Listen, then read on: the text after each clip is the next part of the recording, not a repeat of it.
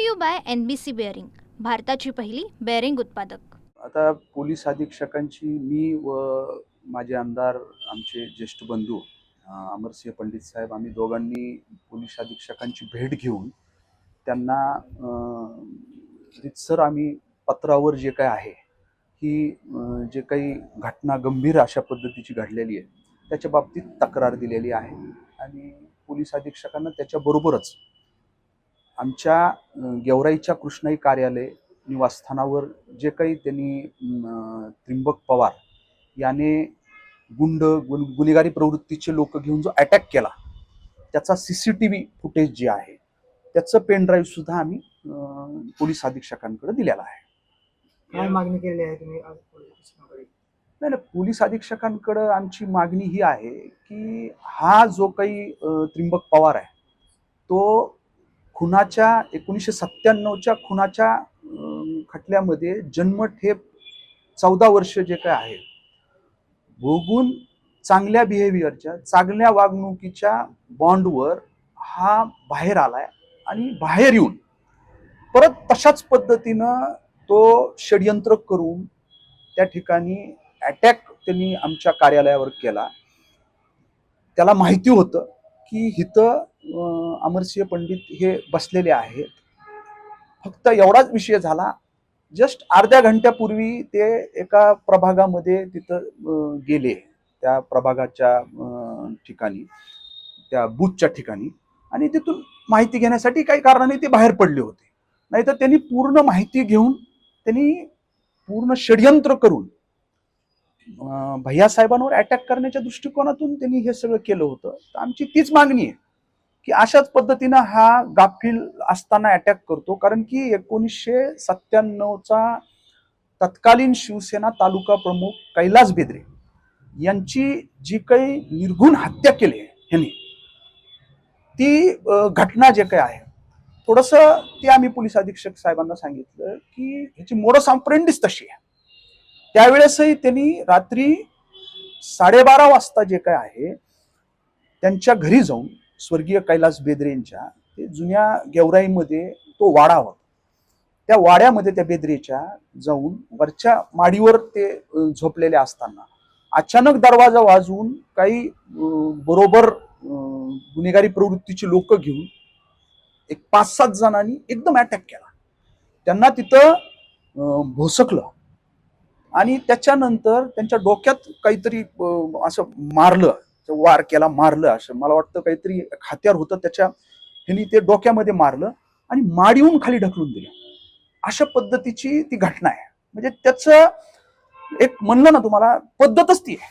परत ह्यांनी अशा पद्धतीनं बाहेर येऊन त्याच पद्धतीनं जेलमधले, कारण ते पूर्ण बरोबर असणारे जे काय आहेत अनोळखी लोक होते आणि माहिती अशी भेटतीये की जेलमध्ये असताना अशा पद्धतीने लोक गोळा केलेले बरोबर तिथले जे गुन्हेगार आहेत तेच लोक बाहेर आलेले जे काय त्यांची जामीन झाली, काय जे झालं असेल ते लोक त्यांनी 4 दिवसापूर्वी मतदानाचे आणून ठेवले होते. पहिलं पूर्ण प्री प्लॅन होतं.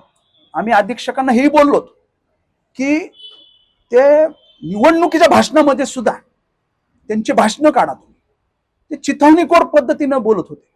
त्यांचं दुसरं काही हे नव्हतं विकास किंवा आम्ही गेवराईमध्ये हे करणार, नगरपालिकेच्या अनुषंगानं शहराच्या विजनच्या अनुषंगानं काय करणार काय नाही.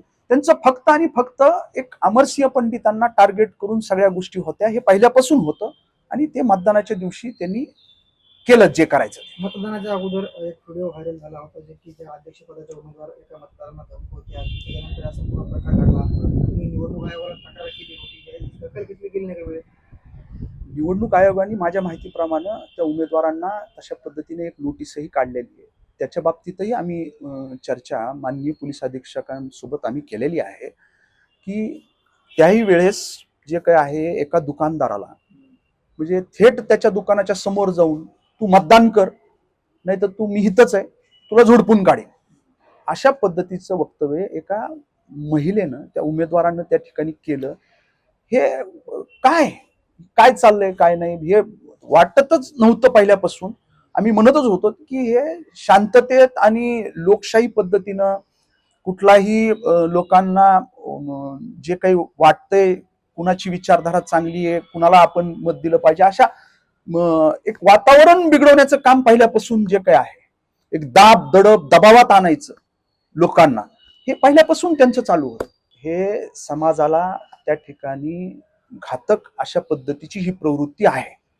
त्यांनी आत्ताच माझ्या माहितीप्रमाणे 2-3 महिन्यापूर्वीच तो जो आहे तो चांगल्या वागणुकीच्या बॉन्डवर बाहेर आलाय आणि 4-6 महिन्यातच परत तो अशा पद्धतीनं एका घरामध्ये, कार्यालयामध्ये, घरामध्ये जाऊन जर का अटॅक करत असेल आणि तिथं तो त्यांना मारताना म्हणतोय ना की अमरसिंह पंडित कुठे आहे, त्याला आम्हाला जे काय आहे पाहायचंय, त्याला आज इथून संपवल्याशिवाय जायचं नाही, अशा पद्धतीचे वक्तव्य त्या ठिकाणी येऊन करतोय. हे निश्चितपणानं हे शांतता भंग करणार आहे, कायदा सुव्यवस्थेला त्या ठिकाणी बाधा पोहोचवणार आहे. यांना वेळीच पायबंद करणं हे पोलीस प्रशासनाची जबाबदारी आहे. पोलिसांनी डॉक्टर सरांचा हो, त्यांचा जबाब घेतला, पण ते कार्यालय जे काय आहे ते आमचं कार्यालय होतं, ते निवासस्थान आणि कार्यालय अशा पद्धतीनं, त्याच्यामुळं आम्हाला तक्रार देणं हे गरजेचं होतं. त्याच्यामुळं आम्ही तक्रार दिलेली आहे. ते भैयासाहेबाचे स्वीय सहाय्यक म्हणून त्यांना झालेली मारहाण आणि काय झालेलं आहे ते सविस्तर त्यांनी सांगितलंय.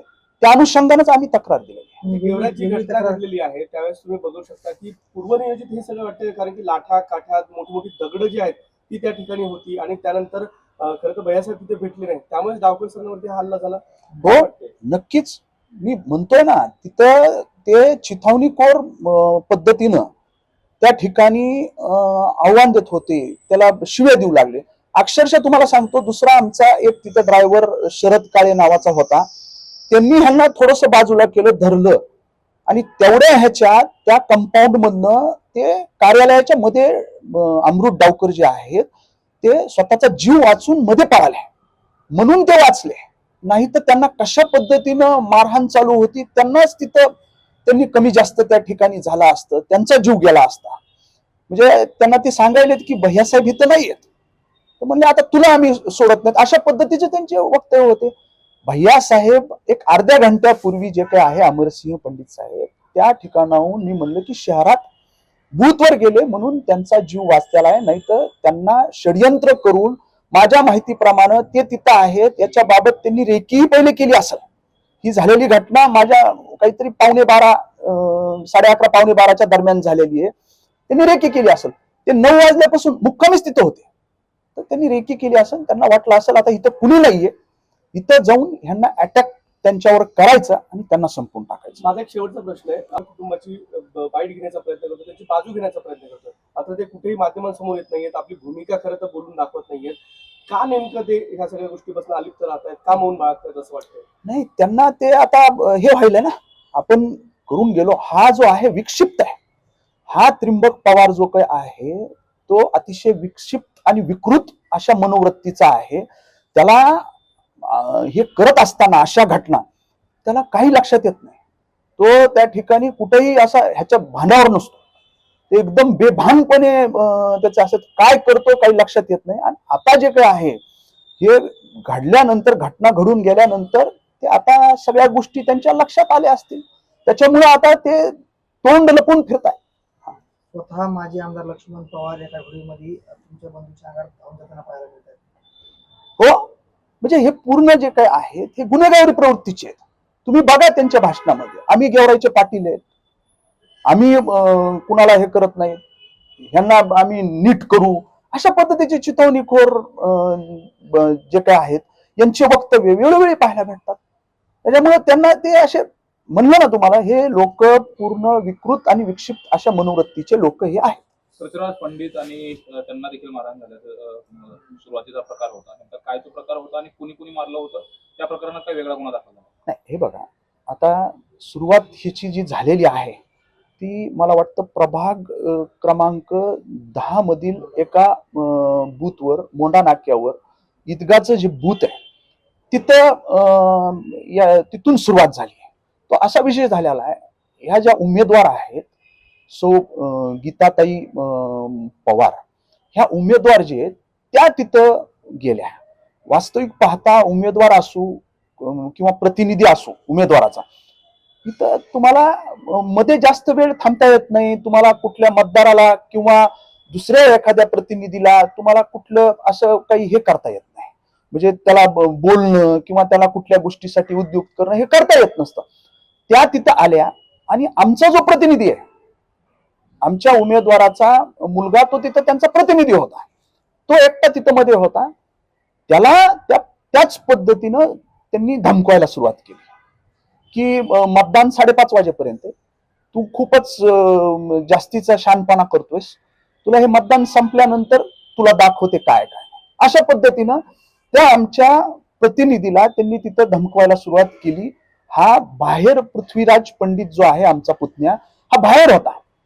त्याला मधून तशा पद्धतीनं तो बाहेर आला प्रतिनिधी, तो म्हणला मला धमकावत. म्हणून हा गेला त्यांच्याकडे आणि त्यांना म्हणला की तुम्ही अशा पद्धतीनं आमच्या प्रतिनिधीला धमकवायचं काही कारण नाहीये. कारण त्यांची पहिलेही त्यांनी तुम्ही पाहिलं असेल की ते मी जे म्हणलं ते की दुकानदाराला प्रचार करत असताना धमकावतात. त्यांची ती पद्धतच आहे, दबावात आणणे, दहशत निर्माण करणे. फक्त त्यांनी त्यांना जाब विचारला की बाबा तुम्ही आमच्या प्रतिनिधीला धमकवू नका, तुम्ही ज्याला जे करायचं ते करू दे, तो आमचा प्रतिनिधी आहे, तो मतदारांना घेऊन येईल, तो लाईनला लावून काय मध्ये जे काय आहे पोलचीट देईल, जे काय असेल ते. तर तिथून त्यांनी जे काय आहे थेट ह्याला हे करणं, त्यांचा मुलगा तिथं होता त्याला त्याच्या अंगावर घालणं, त्यांच्या बरोबर असणारे जे काही लोक होते ते थेट पृथ्वीराज पंडित यांच्या अंगावर घालण्याचं काम केलं आणि तिथून वादाला सुरुवात झाली. म्हणजे बूथवरच दहशत निर्माण करायची होती. हो, पूर्ण शहरात दहशत निर्माण करायची, मतदार हा प्रभावित करायचा, मतदाराला अशा पद्धतीने हे करायचं की तुम्ही जर आम्हाला मतदान केलं नाही तर आम्ही तुम्हाला जे काय आहे ते मारू, तुम्हाला सोडणार नाही. अशा पद्धतीचं शहरात त्यांचं पहिल्यापासून तीच पद्धत आहे. अमृत डावकर सर, जबाब दिल्यावर मी सांगतोय काय, लेखी पत्र जे काय आहे आमचं कार्यालय ते, त्याच्यामुळं माजी आमदार अमरसिंह पंडित साहेबांच्या लेटर हेडवर रितसर आम्ही पत्र म्हणजे ती तक्रारच दिलेली आहे, ती पोलीस अधीक्षकांकडे दिली, त्याची सगळी शहानिशा करते.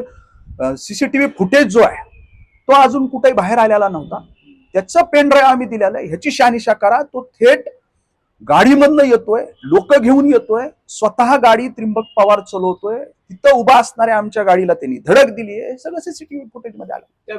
डावकर सर म्हणजे त्यामुळे भैयासाहेबांच्या जीविताला धोका. भैया साहेबांच्याच त्यांनी जीवे मारण्याचं षडयंत्र त्याचं होतं. हे आमचे स्वीय सहाय्यक अमृत डावकर यांच्या जबाबामध्ये आलेलं आहे. लोकांचं काय, एक लोकप्रतिनिधी एवढ्या 25-30 वर्षापासून त्या सार्वजनिक जीवनामध्ये काम करणारा लोकप्रतिनिधी, त्याला थेट मारण्याचं कटकारस्थान होतंय, तर सामान्य व्यक्तीचं काय. याला गेवराई तालुक्याला, त्या भागाला या प्रवृत्तीपासून धोका आहे. Brought to you by NBC bearing, भारताची पहिली बेअरिंग उत्पादक.